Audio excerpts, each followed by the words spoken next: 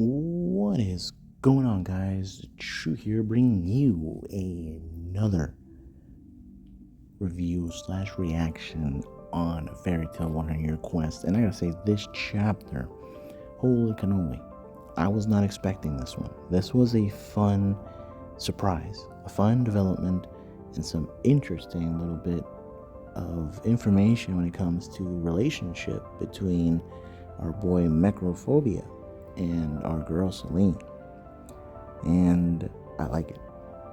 So without further ado, let's get to it.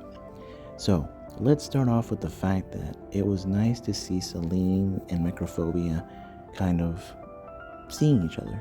It had been quite some time. In fact, we see that they were together once, and this of course was to Lucy's surprise, but now they see each other and it's nice, but they don't really have a lot of time to talk. And so we see that they get their little reunion kind of interrupted here, well, based on seeing Earthbuild trying to get in the way. He is angry. That's not a surprise. But we see these two, I cannot wait for them to get an anime adaptation to continue this, because I want to hear them talking, and maybe we'll hear maybe some dialogue that maybe was added on. But we see that for them it might have been a fond memory, and unfortunately, for them, they went separate ways, and she was with someone, and she mentions the fact that the person that she was with died, and all that. But we have the fact that these two actually do something kind of surprising in a bit, and I'll get to that. But then let's focus now on Wendy. She actually is making it her way out there, but we see that as she arrives to the core, there was something there. There was actually a strange darkness that was there. Obviously, it was just blacked out. We don't know what it is, but I definitely feel like whoever or whatever it is that is lurking in the darkness is going to fight Wendy.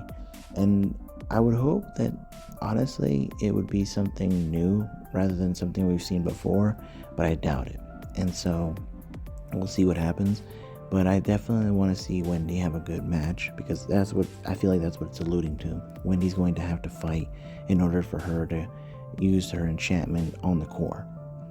But now, going back to the main focus here, we see that Celine and Microphobia actually kind of decide to do this little dance around Lucy, which was surprising, and they both combine and go inside into Lucy, giving this strange but unique water moon dress. And I think this was actually such a cool design, such a great idea.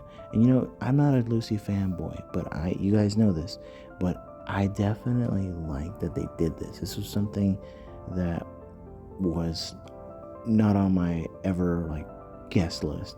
And so we see this, and we see Wed actually trying to get into the way. And I like how Wed tries to take down Lucy, and we see that she uses her ability and she takes him down, and literally takes him down in one swing. And it's not enough. We know that it's not enough to take down Earthbuild, so they're gonna have to do something unique here in order for them to take down this dragon. And we obviously know that they're on the side of humans, and that's something that was talked about amongst the dragons. And so I definitely am hoping to see a very good match now that they're all together in this fusion state. But then let's focus on Natsu. We see that he finds Ignia, but I feel bad for Happy. Happy can't go any further. He'll burn his wings. And so Misfortune actually decides to kind of step in and take Natsu away. And I don't know why that chapter ended this way, but it felt like Happy was having a moment here where he felt really sad. And that's kind of how the chapter ends. We see his face looking dejected, and I feel bad for him.